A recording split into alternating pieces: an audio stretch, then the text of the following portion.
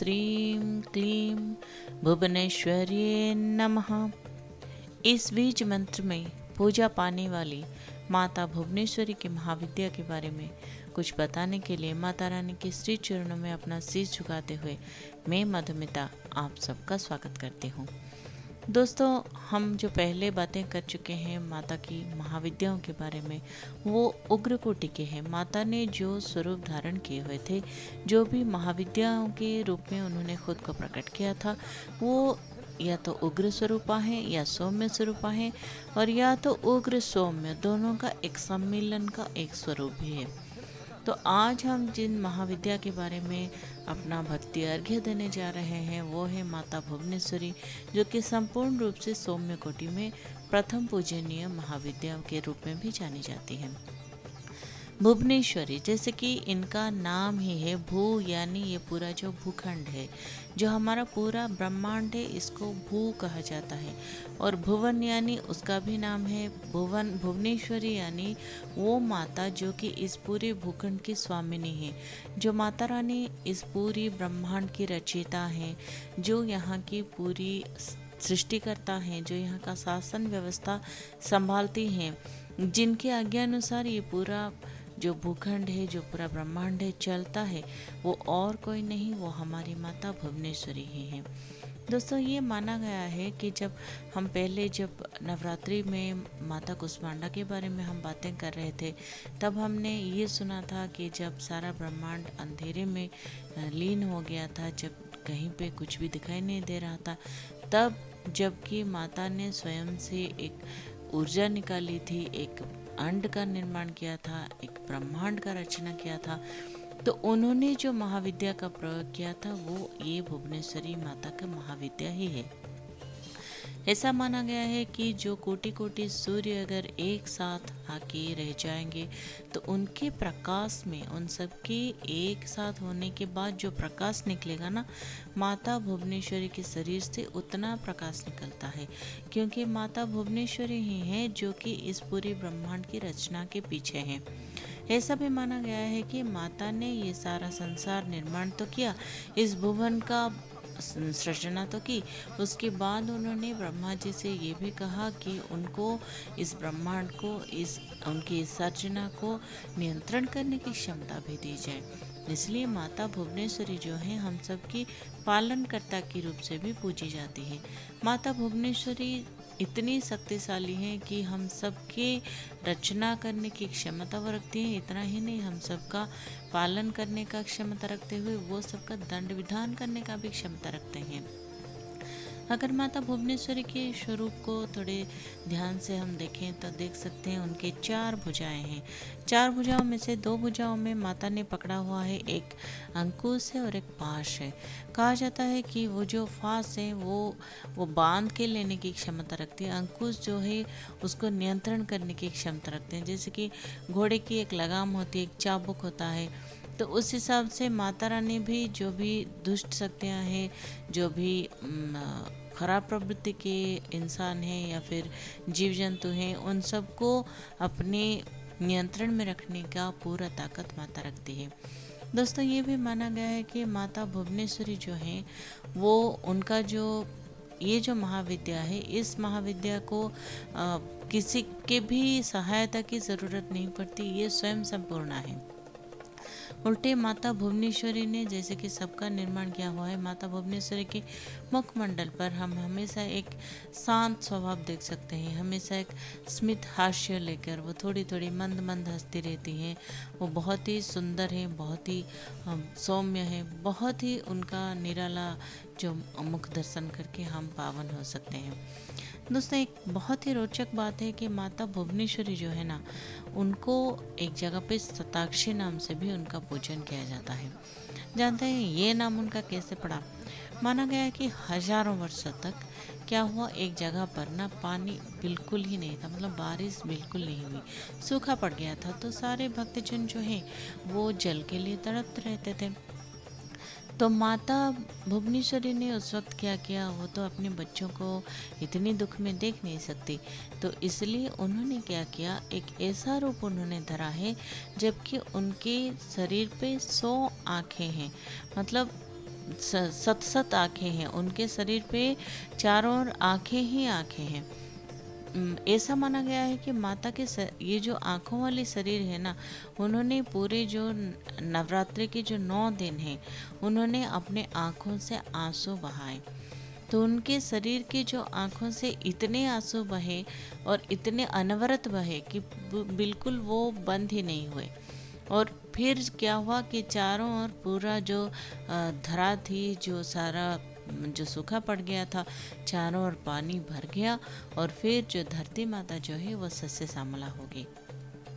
इसलिए तो माना जाता है कि भुवनेश्वरी माता सस्य की भी देवी हैं, उपजाओं की भी देवी हैं। वो सस्य का वो सारा जो उत्पादन क्षमता का उन सारी की भी देवी है और उन सबको भी वरदान देती हैं और उसका भी रक्षण वो स्वयं करती हैं। तो शताक्षी देवी का ये जो प्रकट उनका माता का प्रकट होने का हमने अभी भी किस्सा सुना। ऐसा माना जाता है कि उन्होंने जल से तो सब कुछ भर दिया, लेकिन लोग जो थे वो बहुत ही भूखे थे, उनको खाने के लिए कुछ उनके पास था ही नहीं। तो माता ने क्या किया, अपने जो शरीर से उन्होंने स्वयं के शरीर से शाक मूल ये सब उत्पन्न किया। माता ने अपने शरीर से ये सारे चीज़ें उत्पन्न किए ताकि वो बाकी अपने जो भक्तजन हैं उनके क्षुधा निवारण कर सके।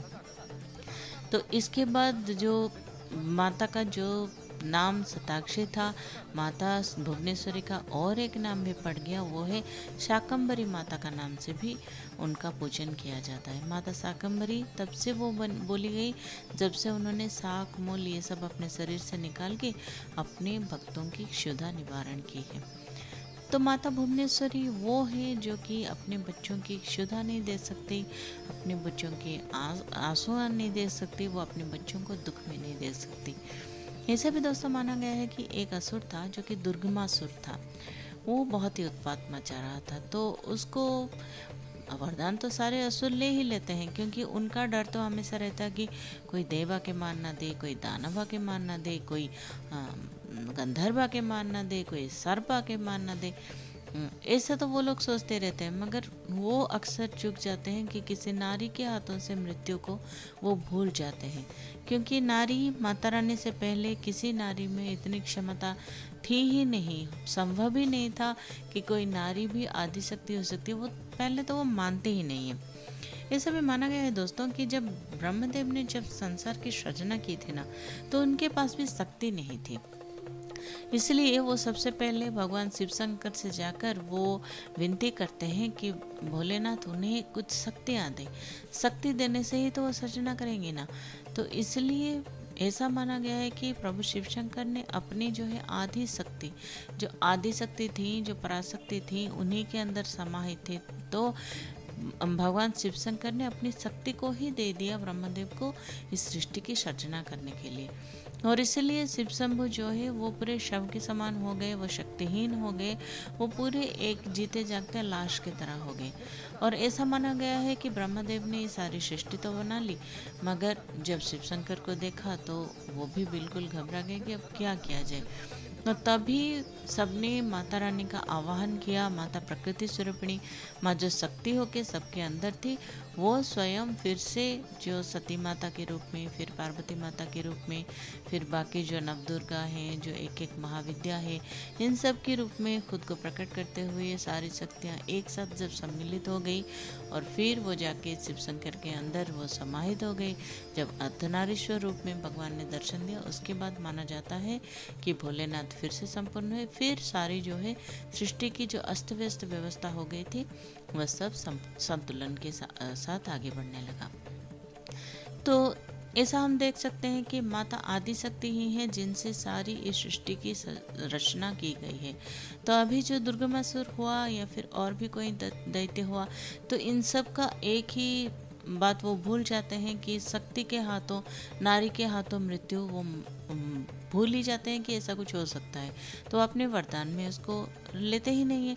तो तभी और एक बात भी माना गया था कि ये जो असुर था उसने वेद पुराणों को भी चुरा लिया था। तो माता भुवनेश्वरी क्या करती हैं, वो शताक्षी माता और शाकंभरी माता के रूप में दर्शन देने के बाद वो एक पहाड़ी पे जाके, शिवालोक एक पहाड़ी होता है, वो वहाँ जाकर वो बैठ जाती हैं और फिर वो एक सुंदर महिला के रूप में वहाँ निवास करने लगती हैं, जहाँ दुर्गमासुर स्वयं आकृष्ट होकर पहुँच जाता है। फिर दोस्तों ये माना गया है कि माता रानी के साथ उसका युद्ध होता है। तब माता रानी धरती और स्वर्ग के बीच एक पूरा घेरा बना लेती है, बाहर एक घेरा बनाती है और वहां तक दुर्गमासुर को लेके फिर उसके साथ युद्ध करके उसको परास्त करती हैं, उसकी जो उस दैत्य का वो अंत करती हैं। इसलिए दुर्गमासुर को मारने के लिए ही उन्हीं का नाम दुर्गा हुआ है। जो हम माता दुर्गा रानी की जो पूजा करते हैं, माता रानी को, वो और कोई नहीं, हमारी माता भुवनेश्वरी ही है। ये माना गया है दोस्तों कि माता भुवनेश्वरी को पूजा करने वालों को मंत्रमुग्ध करने वाला व्यक्तित्व प्राप्त हो जाता है, क्योंकि माता भुवनेश्वरी स्वयं इतनी सुंदर है, उनके अंदर इतनी सारी तेज है, प्रकाश है, उनके अंदर इतनी क्षमता है। तो जो कोई भी उनकी उपासना करता है, उसका जो व्यक्तित्व है वो दूसरों को पूरा मंत्रमुग्ध कर देता है। अपने व्यक्तित्व में अगर आप आकर्षण चाहते हैं तो माता भुवनेश्वरी की पूजन अवश्य करें, ये माना गया है। फिर वो जो है चौतरफा जो वित्तीय समृद्धि है और जो स्थिरता, वो सब माता भुवनेश्वरी को पूजा करने से मिलती है। जैसे कि माता भुवनेश्वरी, इनके नाम में ही ऐश्वर्य छुपा है। ये भुवन की ईश्वरी है कि सारे भुवन के वो अधिपति हैं और ऐश्वर्य का भी भंडार है। तो माता को पूजा करने से मकान, वाहन आदि जो भी प्राप्ति करना चाहते हैं आप, इसमें जो भी बाधाएं आती हैं वो सब भी माता भुवनेश्वरी को पूजा करने से दूर हो जाते हैं। सिर्फ इतना ही नहीं, क्योंकि माता भुवनेश्वरी ने उस समय धरती का, उस समय इस ब्रह्मांड का सृजना किया है, उस समय इस दुनिया का पालन किया है, उस समय खुद से ये दुनिया बनाई है जब चारों ओर अंधेरा ही अंधेरा था। इसलिए उनके अंदर जो साहस है, जो आत्मविश्वास है, जो संवेदनशीलता है, वो सब भी उनके उपासकों को धीरे धीरे मिलने लगती है। तो अगर आप अपने अंदर आत्मविश्वास भरना चाहते हैं, साहस बनना चाहते हैं, संवेदनशीलता भरना चाहते हैं, तो वो सब भी आप माता भुवनेश्वरी को पूजा करके प्राप्त कर सकते हैं। माता भुवनेश्वरी का जो आधिपत्य है, माना गया है कि वो मंगल ग्रह पर है, क्योंकि मंगल ग्रह जो होता है वो ये माना गया है कि वो शादी ब्याह के मामले में मंगल ग्रह थोड़ा तड़पाते हैं, ये माना गया है। मगर माता भुवनेश्वरी की आराधना करने से इन सारी चीज़ों का कुछ भी कोई भी बुरा असर जो है वो इंसान पर नहीं पड़ता है, ये माना गया है। लेकिन माता भुवनेश्वरी को अगर उनके स्वरूपों को आप अगर गौर से देंगे तो देख सकते हैं कि उन्होंने जब मुकुट पहना हुआ है उसके ऊपर उन्होंने एक चंद्रमा भी धारण किया हुआ है, यानी चंद्रमा के ग्रह के जो नकारात्मक प्रभाव है उससे भी माता रानी हमारी रक्षा करते हैं।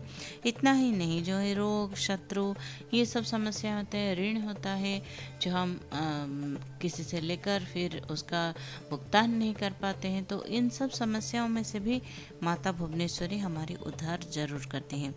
खास करके माता भुवनेश्वरी की आराधना पुत्र प्राप्ति के लिए बहुत की जाती है। पुत्र प्राप्ति का जो माता रानी, क्योंकि स्वयं हम सबका सृजना की है, ऐसा माना गया है ना कि हम सबको जो सृष्टि कर सकते हैं, वो भी एक जो पुत्र प्राप्ति के लिए जो भी पति पत्नी उनकी आराधना करते हैं, उनको भी माता रानी इस पीड़ा से मुक्ति दिलाती हैं, ये माना गया है। माता भुवनेश्वरी का जो आसन है वो कमल पर विराजित है। माता कमलासना, कमल का जो आसन है वो बहुत ही सौम्य है, शांत है, स्निग्ध है। उसमें बिल्कुल हम देख सकते हैं माता भुवनेश्वरी के ना उनके कोई स्वभाव में, ना उनके चेहरे पर, ना ही उनके किसी भी इस छवि पर कहीं भी हमें कुछ भी ऐसा नज़र नहीं आता जो कि पहले हम देख चुके हैं। माता के बाकी स्वरूपों में वो थोड़ी कभी क्रोधित थी, या फिर कभी अस्त व्यस्त थी, या फिर कभी कुछ और हम देख सकते हैं, थोड़ा भय आता था, थोड़ा संशय आता था। मगर माता भुवनेश्वरी के स्वरूपों में हम देख सकते हैं जो कि पूरी एक माँ की तरह हैं, जो कि माता जिस तरह की, माता की गोदी में हम जब बैठते हैं तो जितने हम शांति से बैठ सकते हैं, वैसे ही माता भुवनेश्वरी की आराधना करने वालों के मन में वही प्रशांति रहती है। माता भुवनेश्वरी का जो स्वरूप है उसे देखेंगे तो उनके शरीर से सूर्य की तरह प्रकाश निकलता है। उजले लाल वर्ण के उनका शरीर है, क्योंकि हम तो पहले अभी बता ही चुके हैं कि वो मंगल ग्रह पर उनका आधिपत्य है। तो उनके वस्त्र जो है वो ज़्यादातर लाल वस्त्र पहनते हैं, या फिर हरे वस्त्र पहन के भी उनकी आराधना की जाती है। उनको लाल हरा ये दोनों रंग जो है उनका बहुत ही प्रिय माना जाता है। इतना ही नहीं, माता भुवनेश्वरी को अगर हम और थोड़ा देखने की कोशिश करें, जानने की कोशिश करें, तो ये देख सकते हैं कि माता के कुछ छवियों में दोनों हाथों में हमें एक पुस्तक नज़र आएगी और एक हाथ में एक जाप की माला जो है वो नज़र आएगी। जो माता जो है पुस्तक इसलिए पकड़ी हुई है क्योंकि वो ज्ञान और विद्या की भी दाता है। इतना ही नहीं, जैसे कि हमने अभी बोला कि दुर्गामासुर जब वेद पुराण लेके चला गया था ना, तो माता जाकर वो वेद पुराणों को भी वहाँ से छुड़ा कर लेकर आई थी, रक्षा की थी वेद पुराणों की। इसलिए ये माना गया है कि माता ने वेद पुराणों की सर्जना भी की थी। वेदों का जो उत्पत्ति हुआ है वो भी माता भुवनेश्वरी से ही हुआ है, इसलिए वो ज्ञान के भंडार भी है। तो उनको जो भी पूजा करता है उसमें ज्ञान की कमी कभी नहीं रहती। और एक हाथ में हम देख सकते हैं जो कि जपमाला है। माता इससे हमें ये सिखाती हैं कि कुछ भी हो जाए जीवन में अपनी आराधना नहीं छोड़ना चाहिए, भगवान पर अपनी आस्था नहीं छोड़ना चाहिए। हमेशा उनका नाम पूरा हर कोई काम करिए, सब हमेशा अपना सारा कर्तव्य कीजिए, मगर भगवान का नाम हमेशा लेते रहिए।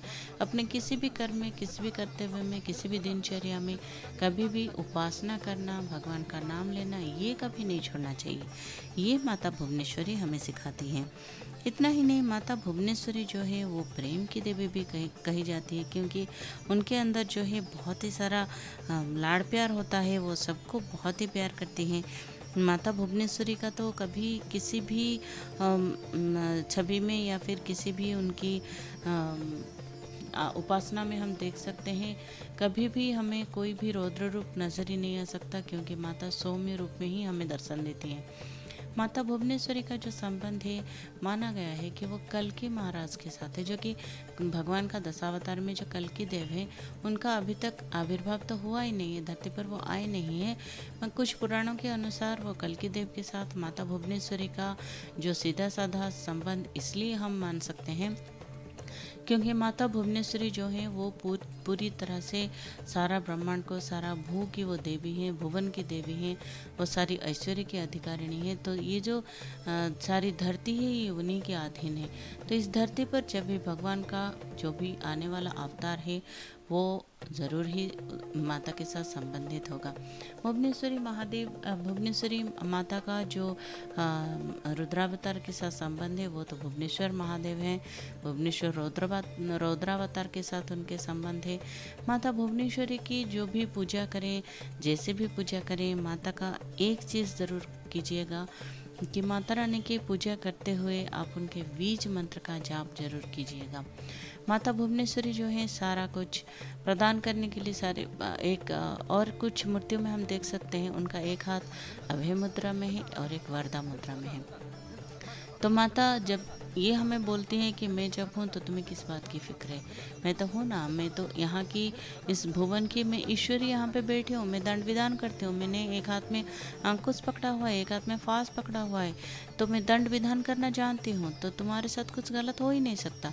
दूसरी वो यही हमें बताती हैं कि ये लो, मैंने तो एक हाथ अपना वरदान मुद्रा में रखा हुआ है, तो वरदान मांगो और वरदान लेके जाओ। अभय मैं खुद दे रही हूँ, तो तुम भय का त्याग करो। माँ हमें यही सिखाती है कि हमें अपने भय का त्याग करना चाहिए। माता से कुछ भी पाना हो, एक बात दोस्तों हमेशा याद रखिए, माता से कुछ मांगिएगा मत, क्योंकि मांगने से क्या है, हम लोग क्या है एक छोटी सी चीज़ तक ही सोच सकते हैं। हमारी जो सोच है वो उसका एक सीमा होता है। हम कुछ थोड़ी सी ही मांग सकते हैं, थोड़ा गाड़ी हो, बंगला हो, पैसा हो, कुछ भविष्य की कुछ हमारी भी कुछ आशाएं हो, या फिर कुछ और भी मांग सकते हैं जो कि छोटी छोटी, वो उनका सीमा एक होता है। मगर जब माँ खुद देती है ना, तो हमारी सोच से वो कहीं अधिक वो सोचती है। उनकी सोच हमारी जैसे छोटे छोटे चीज़ों में नहीं होती। जैसे कि हम ये भी देख सकते हैं कि कुछ लोग 100 रुपए में खुश हैं, कुछ हज़ारों में, कुछ लाखों में, कुछ करोड़ों में, कुछ तो अरबों में खुश हैं। मगर माता रानी वो तो ऐश्वर्य के भंडार हैं। उनके लिए ये सारे रुपए पैसे, ये धन दौलत, ये ऐशो आराम, ये सब क्या है? तो माता को खुद देने दीजिए। मैं तो यही कहूँगी कि माता के सामने जब भी बैठिएगा तो माता को हाँ इतना ज़रूर कहिएगा कि मेरे संकट का निवारण कीजिए माता, मेरी रक्षा कीजिए, मुझे अपनी शरण में लीजिए, हर समय मेरे साथ रहिए, इतना ज़रूर कहिएगा। मगर ये दीजिए वो दीजिए ये कभी मत कहिएगा, क्योंकि हम जो भी मांगेंगे हमारी अपनी सोच से, छोटी सोच से ही मांगेंगे। हम इंसान हैं, तो इंसान का जो सोच है वो बहुत ही कम है। जब भगवान जब सोचती हैं, जो कि सारी त्रिभुवन की ऐश्वर्य की देवी हैं, ईश्वरी है हम सबकी, हम सबकी वो दंड विधान भी करती हैं, हम सबका पालन पोषण भी करती हैं, सर्जना की हैं। वो चाहेंगी तो तुरंत ही एक पूरी ब्रह्मांड की सर्जना करके भी दे सकती हैं। तो माता को कुछ इतनी अपनी सीमा में थोड़ा थोड़ा मांग के खुद को छोटा मत कीजिए, माता को देने दीजिए, वो जो चाहती है वो दें। तो इसलिए दोस्तों मेरा तो यही सुझाव रहेगा कि माता भुवनेश्वरी की आराधना में लीन हो जाइए, माता का मंत्र जाप कीजिए। कुछ नहीं हो सका तो माता को दोनों हाथों को जोड़ते हुए, अपने आंखें बंद करते हुए, अपने हृदय में बिठाकर, अपने हृदय में एक कमल का आसन जैसा बिछाकर माता को वहाँ विराजमान करते हुए उनका ध्यान कीजिए। एक पल के लिए भी इधर उधर अपना ध्यान ना भटकाते हुए माता के साथ स्वयं को एक कनेक्शन जो होता है, संपर्क जो होता है, वो स्थापना करने की कोशिश कीजिए। फिर देखिए माता रानी अपने हिसाब से हमारे लिए क्या क्या लेके आती हैं, कैसे कैसे हमें वो खुशियाँ देती हैं, कैसे कैसे हमारे चेहरे पर मुस्कान बुला देती हैं। तो अभी देर बिल्कुल मत कीजिए और मेरे साथ कहिए, बोलो अम्बे मात की जय। तो माता की जयकारा के साथ साथ हम भी आपसे विदा लेना चाहेंगे, माता की दूसरे स्वरूपों के साथ, उनके वर्णन के साथ, कुछ पौराणिक कथाओं के साथ फिर से आपके सामने उपस्थित होने का वादा करते हुए अभी हम आपसे आज्ञा ज़रूर ले जाएंगे। तो जाने से पहले फिर से एक बार कह दे, जय माता दी।